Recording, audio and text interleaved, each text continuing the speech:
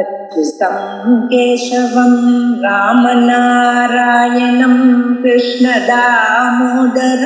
वासुदेवं हरिं श्रीधरं माधवं गोपिकावल्लभं जानकीनायकं रामचन्द्रं भजे अच्युतं केशवं सत्यभामाधवं माधवं श्रीधरं राधितं इन्दिरामन्दिरं चेतसा सुन्दरं देवकी नन्दनं नन्दजं सन्ददे। ओम श्री गुरुभ्यो नमः। हरि ओम। सदाशिवसमारंभां शंकराचार्य मध्यमाम् अस्मदाचार्यपर्यन्तां वन्दे गुरुपरम्परां। श्रुतिस्मृतिपुराणानाम् आलयं करुणालयं नमामि भगवत्पादं शङ्करं लोकशङ्करं शङ्करं शङ्कराचार्यं केशवं बादरायणं सूत्रभाष्यकृतौ वन्दे भगवन्तौ पुनः पुनः। ईश्वरो गुरुरात्मेति मूर्तिभेदविभागिने व्योमवद्व्याप्तदेहाय दक्षिणामूर्तये नमः। गुकारस्सुन्धकारो वै ऋकारस्तन्निवर्तकः अन्धकारनिरोधित्वात् गुरुरित्यभिधीयते। ॐ सहना भवतु सहनौ भुनक्तु सह वीर्यङ्करवावहै तेजस्विनावधीतमस्तु मा विद्विषावहैः। ॐ शान्तिः शान्तिः शान्तिः। ॐ भूमिष्ठापि न यात्र भूस्त्रिदिवतोऽप्युच्चैरधस्तापि या बद्धा भुवि मुक्तिदास्युरमृतं यस्यामृता जन्तवः या नित्यं त्रिजगत्पवित्रतटिनी तीरे सुरैः सेव्यते सा काशी त्रिपुरारिराजनगरी पायादपायाज्जगते। मित्रस्तवापां त्रिदशैर्दुरापां गङ्गासदापां भवपाशशापां शिवा विमुक्तामृतैकशुक्तिं मुक्ता विमुक्तां न परित्यजति। क्षेत्रं पवित्रं हि यथा विमुक्तं नान्यत्तथा यच्छ्रुतिविप्रयुक्तं न धर्मशास्त्रैर्न च तैः पुराणैः तस्मात् शरण्यं हि सदा विमुक्तं। नाविमुक्तसमं क्षेत्रं नाविमुक्तसमागतिः नाविमुक्तसमं लिङ्गं सत्यं सत्यं पुनः पुनः। न गायत्री समो मन्त्रो न काशी सदृशी पुरी न विश्वेशतमं लिङ्गं सत्यं सत्यं पुनः पुनः। अविमुक्तं परित्यज्य योऽन्यत्र कुरुते रतिं मुक्तिं करतलान् मुक्त्वा सोऽन्यां सिद्धिं गवेषयेत्।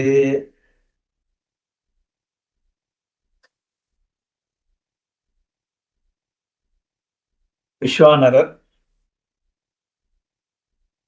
தன்னுடைய பத்னி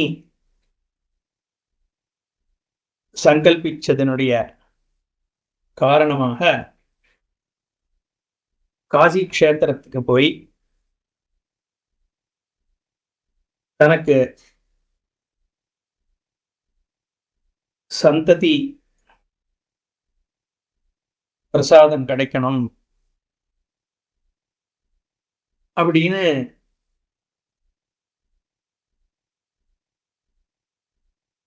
உத்தேசித்து காசியில மணிகர்ணிகையில போய் ஸ்நானம் பண்ணி வெவ்வேறு விதமான லிங்கங்களை தரிசனம் பண்ணி அங்க பூஜை பண்ணி அதே மாதிரி பிண்ட பிரதானம் முதலானவைகள்லாம் பண்ணிட்டு எந்த சுவாமிய பிரார்த்தனை பண்ணா தனக்கு உடனே க்ஷிப்ரபிரசாதமாக இந்த சந்ததி அபிவிருத்தி பண்றதுக்கான ஒரு வரம் கிடைக்கும் அப்படின்னு விசாரம் பண்றார் அப்படிங்கிற பரியந்தம் பார்த்தோம்.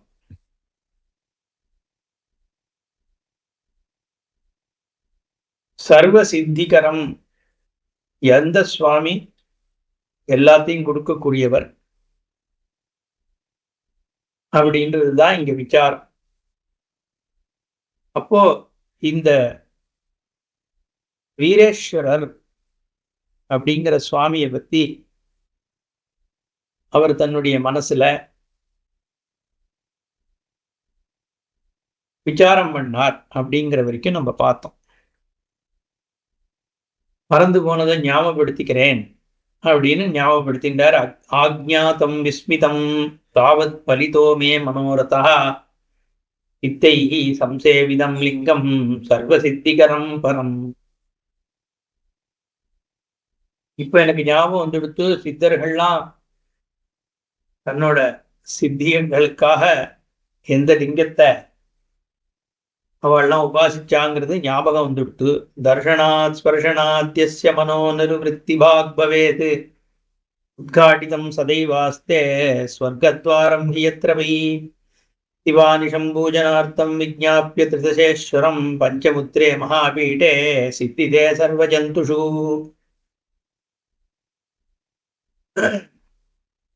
தர்ஷனாத்து ஸ்பர்ஷனாத்து, தரிசனம் பண்றதுனாலையும் ஸ்பர்ஷிக்கிறதுனாலையும் மனஹா நிர்வத்தி பாக் பவே, நிர்வத்தி தன்மையை மனசு அடையும் அப்படின்னு எந்த லிங்கத்துக்கு இருக்கோ அந்த லிங்கம் எதுன்னு எனக்கு புரிஞ்சு போயிடுத்து. உத்காட்டிதம் சதாயேவ ததைவாஸ்தே ஸ்வர்கத்வாரம் ஹி எத்ரவி. ஸ்வர்கத்வாரம் உத்காட்டிதம் எப்பவுமே திறந்திருக்கா எந்த ஒரு க்ஷேத்திரத்துல. திவா அனிஷம் பூஜனார்த்தம், திவானா தேவர்கள் நித்தியம் பூஜை பண்றதுக்காக விஜ்ஞாபிய திருதசேஸ்வரம் 30 முக்கோடி தேவர்களுடைய ஈஸ்வரனாக இருக்கக்கூடிய இந்திரன் கிட்ட விஜ்ஞாபனம் பண்ணி, யாருன்னா அந்த விக்கட்டான்னு சொல்ல போறது. இப்போ விக்கட்டாதேவி எத்ரசா விக்கட்டாதேவி பிரகடா சித்தி ரூபிணி.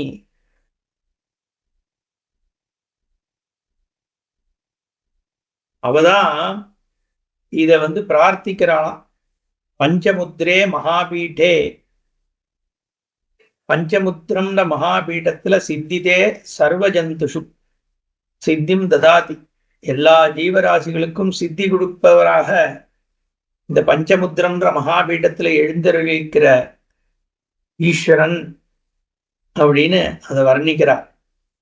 அம்பாள் சித்தி ரூபிணியா இருக்கா, விக்கட்டாங்கிற தேவி. அம்பாளுக்கு அங்க விக்கட்டான் பேரு, சுவாமிக்கு வீரேஸ்வரர்னு பேர். அந்த மாதிரி ஒரு க்ஷேத்திரம் இன்னைக்கு இருக்கா. நானும் கூகுள் பண்ணி பார்த்தேன்.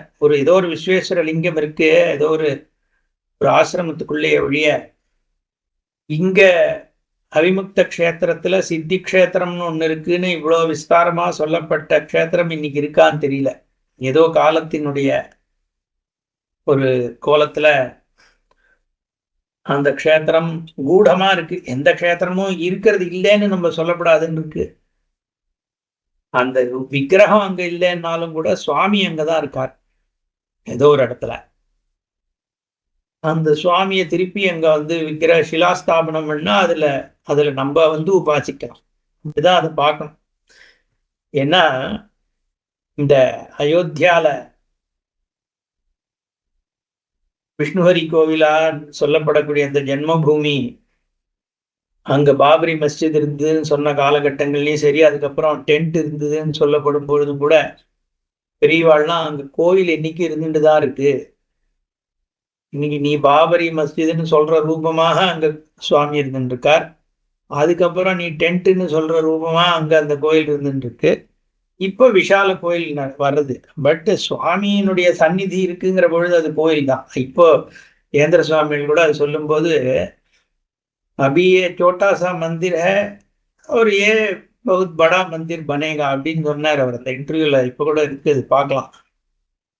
2003-4 ஏதோ எடுத்த இன்டர்வியூல சின்ன கோயிலாக இப்ப இருக்கு, அது பெரிய கோயிலாக மாறும், கோயில் தான் அங்க இருக்கு அப்படின்னு சொல்லிட்டு இருக்காரு இருந்தார் அந்த டயத்துல. இந்த மாதிரி இந்த விஸ்வேஸ்வர லிங்கம்ன்றது அங்க சுவாமி இருக்கார், அந்த மூர்த்தி இருக்கிறதா தெரியல. அதுவும் இந்த விக்கெட்டாங்கிற பேர்ல அம்பாள் இருக்காளான்ற மாதிரிலாம் நான் பார்க்கல. ஆனா இதுல சொல்லப்படணும், எத்திர ஸ்திதானாம் பக்தானாம் சாட்சாத் சித்தி விநாயகா. சித்தி விநாயகரும் அங்க இருக்கா. இந்த சித்தினே எல்லாத்துக்கும் பேர். அம்பாள் விக்கட்டாதேவி பிரகடா சித்தி ரூபிணி. அம்பாளும் சித்தி ரூபமா இருக்கா. சித்தி விநாயகர்னு அங்க இருந்திருக்கார். நிர்தூய விக்னஜாலானி சர்வாகா சித்தி பிரயச்சதி. அதனால எல்லா விக்ன ஜாலங்களையும் நீக்கி அந்த சித்தி விநாயகர் என்ன பண்றாருன்னா எல்லாருக்கும் சித்தியை கொடுக்கிறார். அவிமுக்தே மகாக்ஷேத்ரே சித்தி க்ஷேத்திரம் ஹி தத்பரம். அவிமுக்ஷ க்ஷேத்திரம்ன்ற இந்த க்ஷேத்திரத்துல, அவிமுக்தம்ங்கிறது காஷி, அந்த க்ஷேத்திரத்துல இந்த சித்தி க்ஷேத்திரம் இருக்கிறதுல உயர்ந்தது. எத்திர வீரேஸ்வரம் லிங்கம் மகாகுஹ்ய தமம் மதம். இருக்கிறதுலேயே கூடமாக இருக்கக்கூடிய லிங்கம் வீரேஸ்வர லிங்கம். அப்பேற்பட்ட லிங்கம் திலாந்தராபி நகோ காஷ்யாம் பூமிகி லிங்கம் வினா கொச்சித்து. என்ன 7 திலம் இருக்கிற இடம் கூட காசியில லிங்கம் இல்லாம இருக்காது. ஒரு எள்ளு விழுற இடமும் அத்தினுண்ட இடத்துல கூட லிங்கம் இல்லாம கிடையாது. எல்லா இடத்துலயும் சிவலிங்கங்கள் பரவி இருக்கு காசியில. பரம் வீரேஸ்வர சதிருஷம் நலிங்கம் து ஆஷு சித்திதம் தர்மதம் சார்த்ததம் சம்யக் காமதம் மோக்ஷதம் ததா.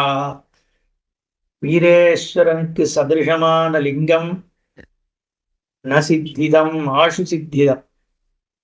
சித்திம் ததாதி சித்திதம், சித்திய கொடுக்கக்கூடியது. ஆஷுனா உடனேன்னு அர்த்தம். பரமேஸ்வரனுக்கு ஆசு தோஷின்னு ஒரு பேர் உண்டு. உடனே சந்தோஷத்தை அடைஞ்சிடுவார். ஒரு பஞ்சபாத்திரம் ஜலம் அபிஷேகம் பண்ணா போறோம், ஈஸ்வரன் திருப்தி அடைஞ்சிடுவார்ன்றதுனால மனசால ஸ்மரிச்சாலே திருப்தி அடைஞ்சிடுவார்னா ஆசுதோஷ். ஸ்மரணான் அருணாச்சலம் அப்படின்னு. தர்ஷனாத் அப்ரசதசி காஷ்யாம் து மரணான் முக்தி. ஸ்மரிச்சாலே அருணாச்சலேஸ்வரர் முக்தியை கொடுக்கிறார். மாதிரி ஆஷு சித்திதம், உடனே சித்தியை கொடுக்கிறது. வீரேஸ்வரத்துக்கு சமமான ஒரு லிங்கம் எதுவும் கிடையாது. தர்மதம் ச அர்த்ததம் சம்யக்கு காமதம் மோக்ஷதம் ததா. தர்மங்களுக்கு பலனை கொடுக்கிறார், தர்மம் செய்யற புத்தியை கொடுக்கிறார். செல்வத்தை யாச்சிச்சா செல்வத்தை கொடுக்கிறார், காமத்தை யாச்சித்தா காமத்தை கொடுக்கிறார். ஈஸ்வரன் மோட்சத்தை அர்த்திச்சா மோட்சத்தை கொடுக்கிறார். அதனால தர்மார்த்த காம மோட்சங்கள் அத்தனையும் பரமேஸ்வரனாக இருக்கக்கூடிய இந்த வீரேஸ்வரரால கொடுக்கப்படுறது. யதா வீரேஸ்வரம் லிங்கம் காஷ்யாம் நான்யத் ததா த்ருவம். இந்த வீரேஸ்வர லிங்கத்துக்கு சமமான ஒரு லிங்கம் காசியிலேயே இல்லை. காசியில் இருக்கிற லிங்கங்களுக்கு சமம் உலகத்துல வேற எங்கேயும் லிங்கம் கிடையாது. அப்பேற்பட்ட காசியிலையும் வீரேஸ்வரனுக்கு சமமான லிங்கம் இல்லை அப்படின்னு புரிஞ்சுக்கிறாராம். பஞ்சஸ்வரோத்திர கந்தர்வா பராம் சித்தி மகாத் புரா. ஒரு கந்தர்வன், பஞ்சஸ்வரன் என்கின்ற பெயரை உடைய கந்தர்வன் இங்கதான் சித்தியை அடைந்தான். யார் அந்த பஞ்சஸ்வரன் என்று கேட்காதோ, எனக்கும் தெரியாது. இதுல போட்டிருக்கு பஞ்சஸ்வரன் ஒரு கந்தர்வன் சித்தியை அடைந்தார்.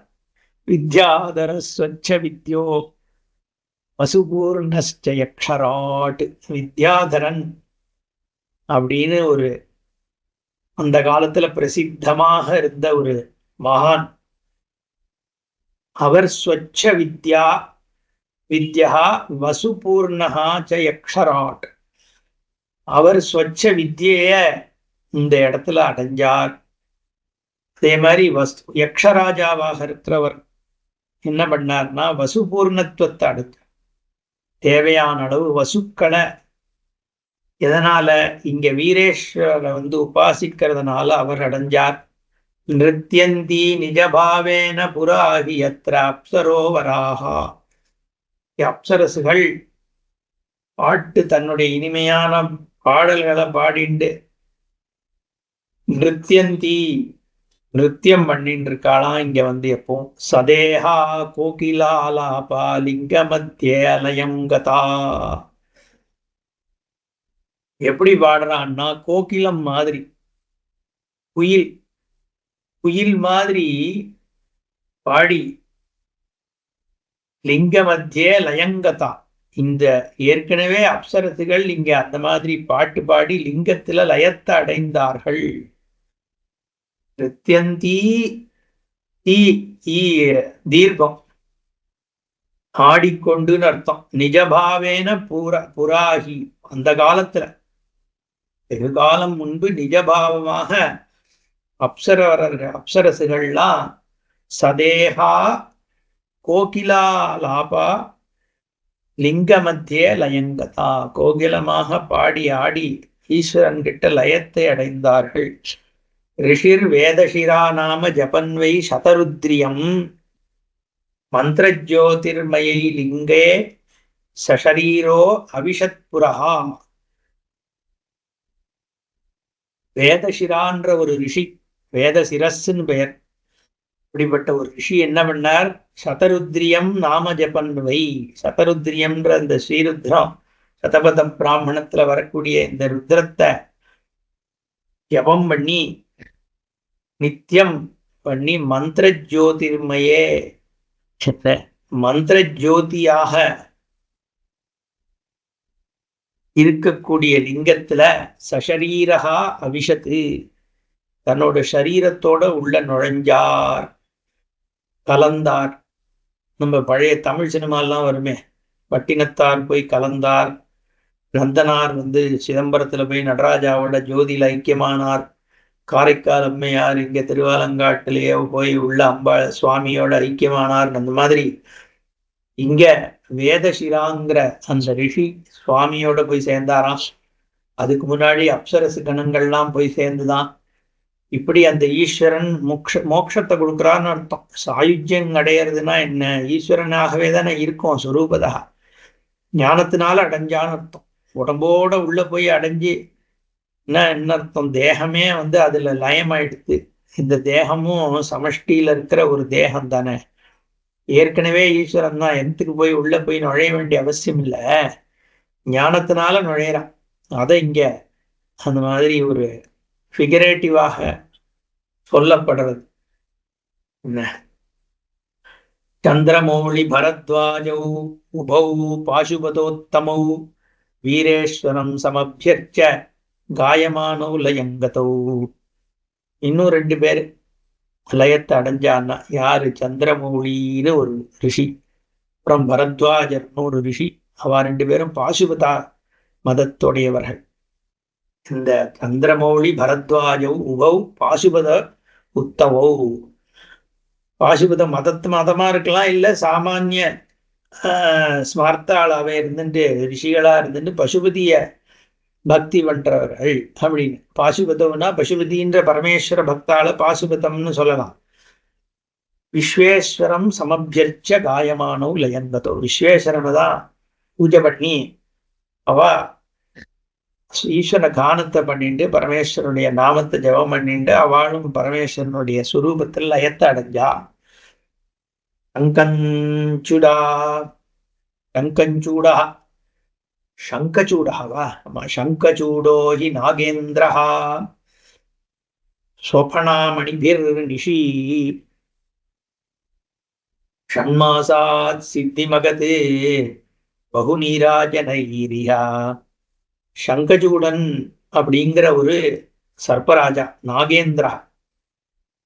அந்த நாகேந்திரன் என்ன பண்றான்னா ஸ்வபணாமணி பிஹி, தன்னுடைய பணாமணின்னு நாகரத்னம் இருக்கே, நிஜ ரத்னம், அந்த ரத்னத்தை நிஷி ராத்திரியில பார்த்து கொண்டே ஷண்மாசாத் சித்தி மகத்து, ஈஸ்வரனை தரிசனம் பண்ணி 6 மாசத்துல சித்தி அடைஞ்சானாம்.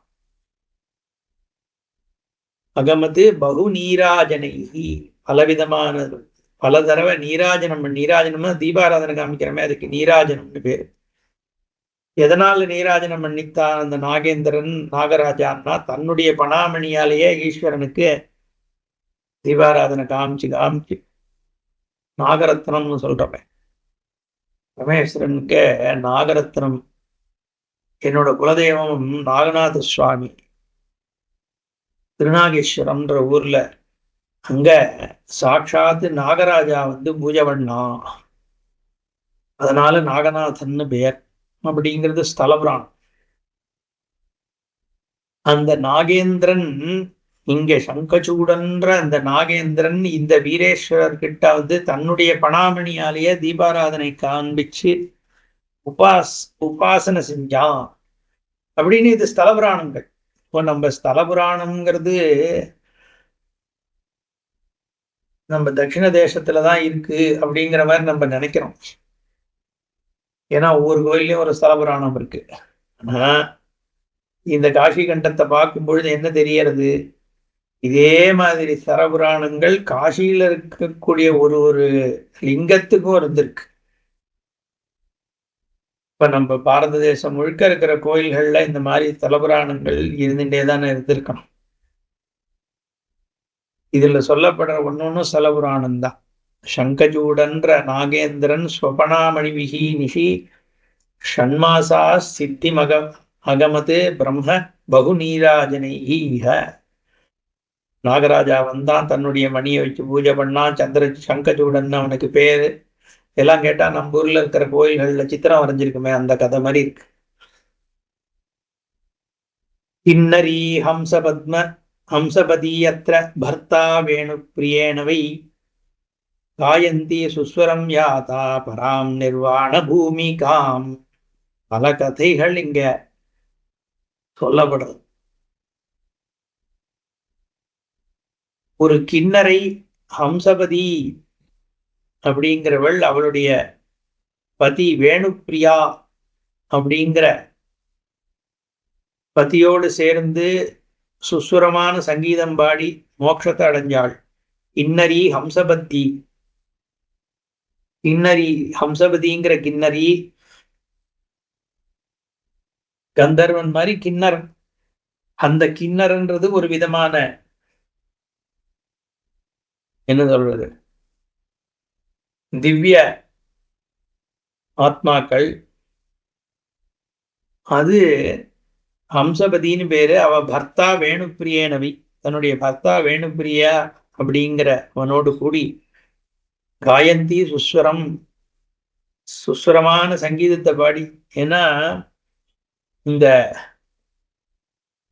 யக்ஷ கிண்ணர கிம்புருஷ கந்தர்வ இவாள்லாம் தானே சொல்றோம். அதுல இந்த கந்தர்வர்கள் கிண்ணறர்கள்லாம் காயனம் பண்றவா. அதனால காயந்தி சுஸ்வரம் யாதா, சுஸ்வரமாக கானம் பண்ணி அவ என்ன பண்ணான்னா பராம் நிர்வாண பூமிகாம் யாத்தா, மோட்சத்தை அடைஞ்சாள்.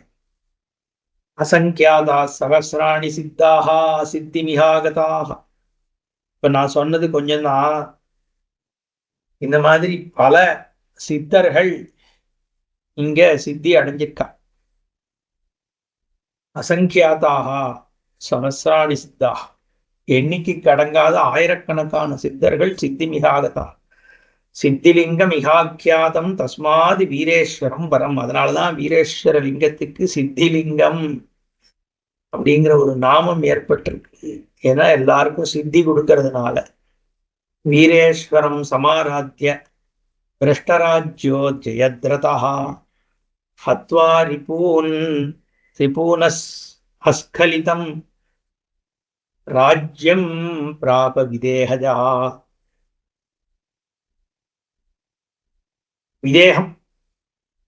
விதேக ராஜா ஜெயத்ரதன்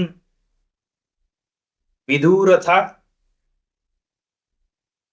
வீரேஸ்வரம் சமாராத்திய பிரஷ்டராஜ்யா ஜெயத்ரதா. ராஜ்யத்திலிருந்து பிரஷ்டமானவன் அர்த்தம், ராஜ்யத்தை இழந்தவன். அவன் என்ன பண்றான், வீரேஸ்வரனை ஆராதிக்கிறான். வீரேஸ்வரம் சமாராத்திய பிரஷ்டராஜ்யோ ஜெயத்ரதா. ஜெயத்ரதன்ற ராஜ்யத்தை இழந்தவன் வீரேஸ்வரனை ஆராதிச்சு ஹத்வா ரிபூனு, தன்னுடைய எதிரிகளை திருப்பி ஜெயிச்சு அஸ்கலிதம் ராஜ்யம் பிராப விதேகா.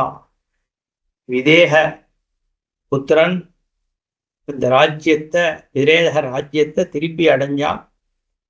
அதனால அதுவும் அவனுக்கு சித்தி, லௌகீகமான சித்தி, அலௌகிகமான அமுத்திரிக சித்தி எல்லாத்தையும் பண்ணி கொடுக்கறது அப்படிங்கிறது இங்க தாத்பரியம். விதூரதோத நிருபதிஹ அபுத்ரஹ புத்திரவான் அபூத் வீரேஸ்வர பிரசாதேன மகதாதிபதிர்வசா. மகத தேசத்துக்கு அதிபதியான விதூரதன் அப்படிங்கிற ஒரு ராஜா தன்னுடைய நிருபதிஹி அபுத்திரஹா புத்திரன் இல்லாதவனாக இருந்து புத்திரவான் அபூத் புத்திரன் அடைஞ்சானா. எப்படி? வீரேஸ்வர பிரசாதத்தினால. அதனால புத்திர கொடுக்கக்கூடியதுக்கு இந்த வீரேஸ்வர லிங்கம் சித்தி லிங்கமாக இருக்கு அப்படிங்கிறதும் இங்க சித்தமாகிறது. ஏன்னா அதுக்கு ஏற்கனவே திருஷ்டாந்தம் இருக்கு, இது மாதிரி ஏற்கனவே நடந்திருக்குன்றது அப்படிங்கிறது இங்க தாத்பரியம். அகமபி இது விட்டேன். வசுதத்தோ அத்ரஜ வாணிக்கு சுதாம் வசுசுதோபமாம் அப்தமப்யர்ச்ச வீரேஷம் ரத்னதத்தோப்யவாப்தவான். அதுக்கப்புறம் வசுதத்தன் அப்படின்னு ஒரு வணிகன், வைஷ்யன், நம்ம தமிழ வணிகன்னு சொல்றோமே அது வணிக்கு அப்படின்னு இங்க சமஸ்கிருதத்துல வசுதத்தோ அத்திரச்ச வணிக்கு சுதாம் வசுசுதோபமாம் பொண்ணு அடைஞ்சானா. எப்படிப்பட்ட பொண்ணுனா வசுசுதா சாட்சாத் மகாலட்சுமி சமம். வசுசுதானா மகாலட்சுமி. அப்தம் அபியர்ச்ச வீரேஷம் ஒரு வருஷம் வீரேஸ்வர பூஜை பண்ணி அடைஞ்சான். ரத்னதத்தோ அப்படி அவாப்தவான் ரத்னதத்தன்றவனும் அதே மாதிரி பொண்ணு அடைஞ்சானான். அதனால அகமபி அத்திர வீரேஷம் சமாராத்ய திரிகாலதா ஆசுபுத்திரம் அவாப்ஸ்யாமி யதா அபிலஷித ஸ்திரியா. அதனால அகமபி அத்திர இங்க நானும் வீரேஸ்வரரை ஆராதிச்சு 3 காலம் ஆராதிச்சித்து புத்திரனை அடைவேன். எப்படி என்னுடைய பத்தினியானவள் விருப்பப்பட்டாலோ மகேஸ்வர சமமான ஒரு புத்திரனை அடையறதுக்கு இந்த வீரேஸ்வர லிங்கத்தை நான் உபாசிக்கணும் அப்படின்னு இத்தி கிருத்வா மதி தீரஹா விப்ரஹா விஸ்வானர கிருதி அப்படின்னு இந்த விஸ்வானரனாகிய புத்திமான் முடிவு பண்றார். சந்திரகூப ஜலை ஸ்நாத்வா ஜக்ராஹ நியமம் விருத்தி.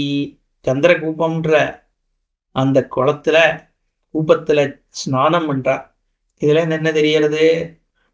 சந்திரகூபம்ங்கிற ஒரு கூப்பம் அந்த வீரேஸ்வர லிங்கத்துக்கு பக்கத்துல இருக்கு, அதுல ஸ்நானம் பண்ணணும் அப்படிங்கிறதும் இங்க சொல்லப்படுறது. ஏகாஹாரோ என்னென்ன மாதிரி விரதங்கள் பண்ணார்னு வரிசையா சொல்றது.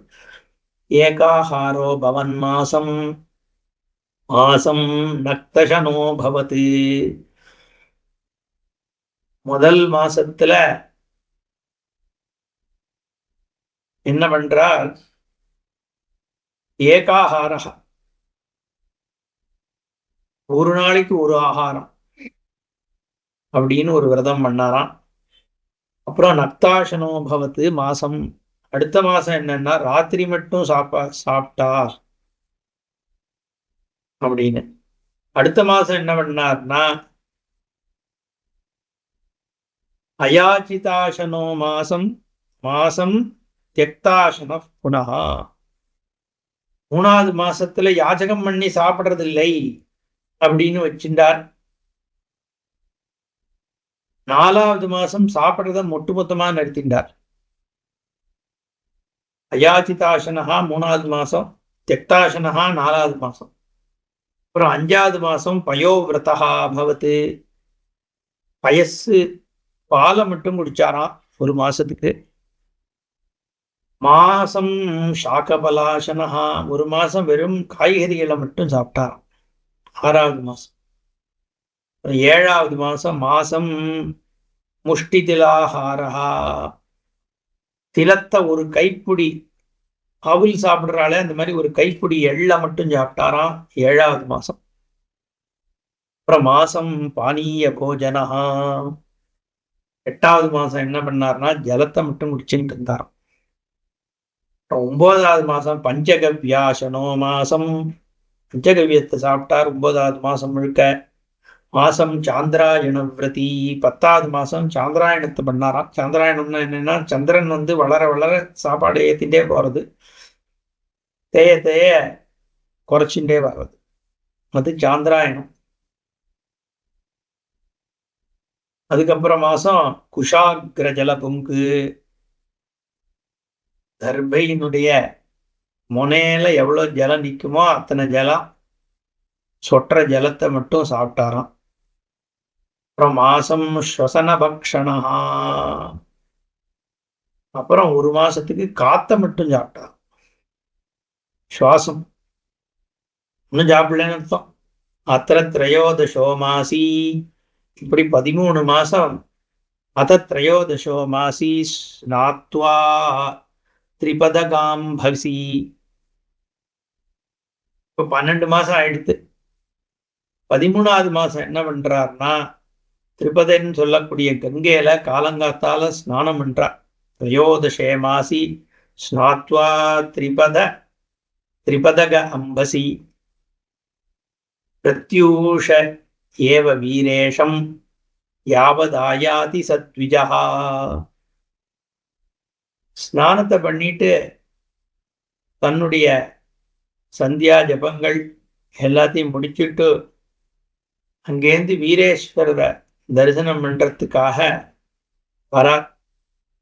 பிரத்யூஷ ஏவ வீரேஷம் யாவதாயாதி சத்விஜா. வீரேஸ்வரனை நோக்கி அந்த பிராமணன் வந்தவுடனே என்னாச்சு, தாவித் விலோகயான் சக்கரே. அப்ப பார்க்கிறார், என்ன பார்த்தார், மத்தியே லிங்கம் தபோதனா, லிங்கத்துக்கு நடுவுல உழந்துட்டு ஒரு தபஸ்வரூபமாக யார் நிற்கிறா, விபூதி பூஷிதம் பாலம் அஷ்டவர்ஷா கிருதி சுபம். விபூதி பஸ்மத்தை பூசிண்டு ஒரு 8 வயசு குழந்தை அங்க நிற்கிறா. விபூதி பூஷிதம் பாலம் அஷ்டவர்ஷ கிருதி சுபம். சுபமாக சோபனமான இருக்கக்கூடிய ஒரு சுரூபம் சாட்சாத் பரமேஸ்வரன். பஸ்மதாரணம் பண்ணிட்டு 8 வயசு குழந்தையாக காட்சி கொடுக்கிறார் வீரேஸ்வர லிங்கத்தின் மேல. ஆகர்ண பூர்ண நேத்திரஞ்ச சுரக்த தசனஞ்சதம் சாரு பிங்க ஜட்டாமௌலிம் நக்னம் பிரஹிதானனம். எப்படி இருக்குன்னா, ஆகர்ண பூர்ண நேத்திரம், காது வரைக்கும் நீட்டின் இருக்கா அந்த கண்கள், அவ்வளவு அழகாக இருக்கக்கூடிய நேத்திரங்கள். பரமேஸ்வரனுடைய நேத்திரம் அப்படி காது வரைக்கும் இருக்குன்னா அவ்வளவு அழகாக பெரிய கண்களாக இருக்கு. அப்புறம் சுரக்த தசனஞ்சதம், செக்கசவேர்னு உதடுகள் இருக்கான். சுரக்தம், அது மட்டும் இல்லாம ரொம்ப அழகாக இருக்கான் அந்த உதடு. அப்புறம் சாரு பிங்க ஜட்டா மௌலிம், சாருனா ரொம்ப அழகாக இருக்கக்கூடிய ஜட்டா சூடி இருக்காராம். மௌலிம் நக்னம்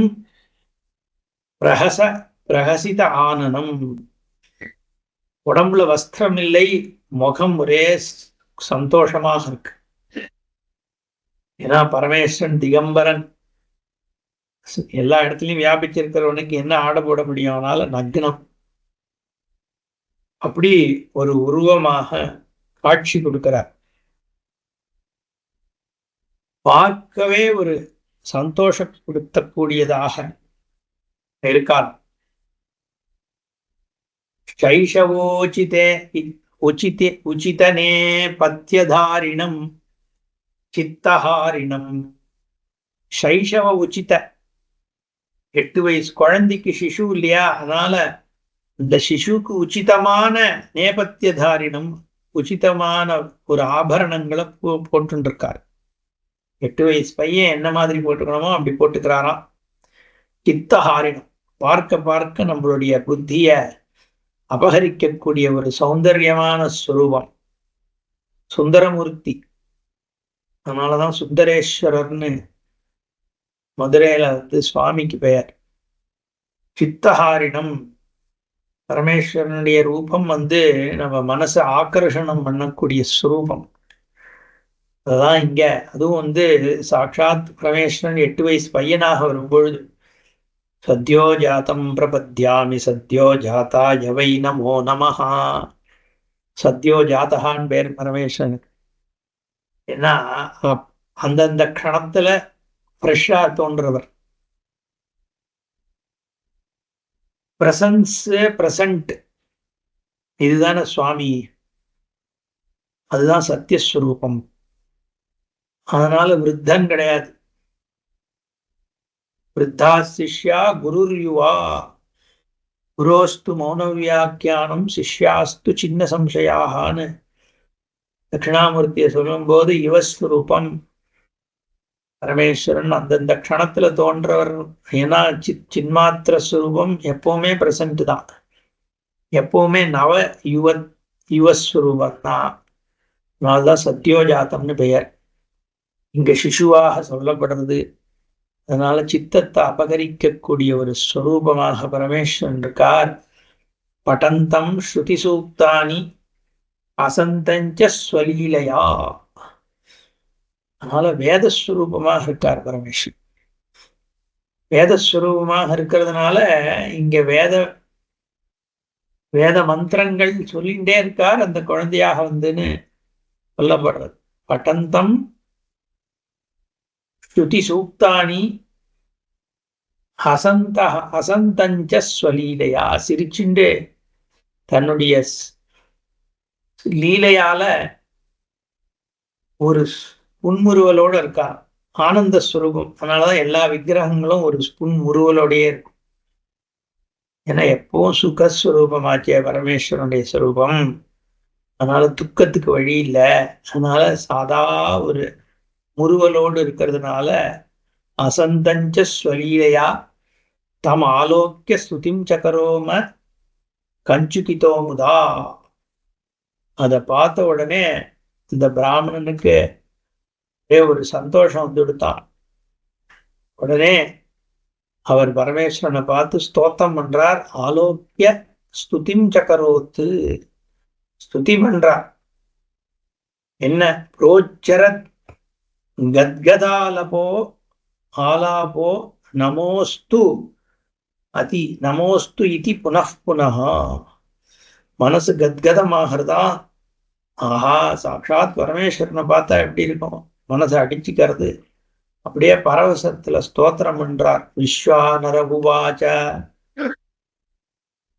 ஏகம் பிரம்மைவாத்விதீயம் சமஸ்தம் சத்யம் சஸ்தியம் நேஹனா நாஸ்தி கிஞ்சன ஏகோ ருத்ரோ நத்விதீயோ வதஸ்தே தஸ்மாதேகம் த்வாம் பிரபத்யே மகேஷம் ஏகः கர்த்தா த்வம் ஹி சர்வஸ்ய சம்போ நானோ ரூபேஷ்வேகரூபோஸ்ய ரூபः யத்வத் பிரத்யப்ஸ்வகம் ஏகோப்யநேகஸ்தஸ்மான்னான்யம் த்வா வினேஷம் பிரபத்யே ராஜ்யௌ சர்ப்பசுப்திகாயாஞ்ச ரூப்யம் நைரः பூரஸ்தன்மிருகாக்கியே மரீச்சௌ யத்தத்வத் விஸ்வகேஷ பிரபஞ்சோ யஸ்மின்ஞாதே தம் பிரபத்யே மகேஷம் தோயே சைத்யம் தாககத்வஞ்ச வன்னௌ தாபோ பானௌ சீதபானௌ பிரசாதः புஷ்பே கந்தோ துக்தமத்யேபி சர்ப்பிः யத்தச்சம்போ த்வம் ததஸ்த்வா பிரபத்யே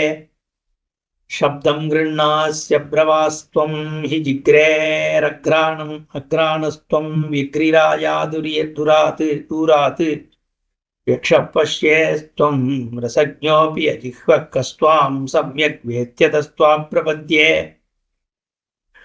நோ வேதஸ்த்வாமீச சாக்ஷாத் ஹி வேத நோ வா விஷ்ணுர்னோ விதாதா கிலஸ்ய நோ யோகீந்திரா நேந்திரமுக்யாஸ்ச தேவா பக்தோ வேதத்வாம் அதஸ்த்வாம் பிரபத்யே நோ தே கோத்ரம் நேஷ ஜன்மாபிநாக்யா நோச்சாரூபே நைவ சீலம் ந தேசः இத்தம் பூதோ அபீஸ்வரஸ்த்வம் திரிலோக்யா சர்வான் காமான் பூரயேஸ்தத் பஜதே த்வாம் त्वत्तः सर्वत्वं हि सर्वं स्मरारे त्वं कौरीशत्वं च नग्नोति शान्तः त्वं वै वृद्धस्त्वं युवा त्वं च बालः तत्त्वं यत्किन्नस्य तत्तस्त्वां नतोऽस्मि स्तुत्वेति भूमौ निपपाद विप्रः सदण्डवद्या वदतीति विष्टः தாவத் சபாலோ கில விருத்த விருத்தா புரோவாச்ச பூதேவ வரம் ரிணிஹி அப்படின்னு பரமேஸ்வரனுடைய தன்மையை இங்க ஸ்தோத்திரம் பண்றார். இந்த ஸ்லோகத்துக்கு அபிலாஷாஷ்டகம்னு சுவாமியே பெயர் கொடுக்கிறார். அபிலாஷாஷ்டகம் புண்ணியம் ஸ்தோத்திரம் ஏதத்து அப்படின்னு இந்த ஸ்தோத்திரத்தை யாரெல்லாம் பாடம் பண்றாளோ, ஏதத்து ஸ்தோத்திரஸ்ய பட்டனம் புத்திர பௌத்திர தனப்பிரதம், புத்திரன் பௌத்திரன் தனம் எல்லாத்தையும் கொடுக்கக்கூடிய ஸ்தோத்திரம், சர்வசாந்திகரம், சர்வ பாப பரிநாசனம், ஸ்வர்க அபவர்க சம்பத்திகாரகா நாத்திர சம்சயா, பிராதருத்தாய சுஸ்நாதா லிங்கமபியர்ச்ச சாம்பவம் வருஷஞ்சவன்னிதம் ஸ்தோத்திரம் அபுத்திரஹா புத்திரவான் பவேத். இந்த ஸ்தோத்திரத்தை காத்தால எழுந்து யாரெல்லாம் தினமும் இந்த ஸ்தோத்திரம் சொல்லிட்டு வராளோ ஒரு வருஷத்துக்குள்ள புத்திரவான் ஆயிடுவா. வைஷாகே கார்த்திகே மாகே விசேஷ நியமை யுதா எப்படே ஸ்நான சமயே சலபேத் சகலம் பலம். வைசாக மாசத்துல, கார்த்திகை மாசத்துல, மாக மாசத்துல விசேஷ காலங்கள்ல இந்த ஸ்தோத்திரத்தை படனம் பண்ணா எல்லா பலன்களையும் அடைவார்கள். கார்த்திகஸ்ய து மாசஸ்ய பிரசாதாத் அகம் அவ்யயः தவ புத்திருத்வமேஷ்யாமி யஸ்து அந்யஸ்தத் படிஷ்யதி. யாரெல்லாம் உனக்கும் சரி இதை சொல்றவா யாரெல்லாம் சொல்றாளோ அவளுக்கு புத்திரனாக நான் என்னுடைய சாநித்தியம் வரும். அபிலாஷாஷ்டகம் இதம் நதேயம் எஸ்ய கஸ்யஜிதி. அதனால இது மகா கோபனீயமான இந்த ஸ்தோத்திரம். இதை புத்திரனை இஷ்டப்படுறவா இந்த ஸ்தோத்திரத்தை சொல்லணும்னு சொல்லி இது பரமேஸ்வரன் அனுகிரகிக்கிறார் அப்படின்னு இந்த புராணம் சொல்றது. இதனுடைய அர்த்தங்களும் ரொம்ப அத்வைதபரமான தாத்பரிய பூமி இருக்கக்கூடிய ஒரு ஸ்லோகம். நம்ம இதை அடுத்த செஷன்ல பார்க்கலாம். ஓம் பூர்ணமத பூர்ணமிதம் பூர்ணாத் பூர்ணமுதச்யதே பூர்ணஸ்ய பூர்ணமாதாய பூர்ணமேவாவசிஷ்யதே. ஓம் சாந்தி சாந்தி சாந்தி. ஹரி ஓம் ஸ்ரீ குருभ्यो நமः. ஹரி ஓம்.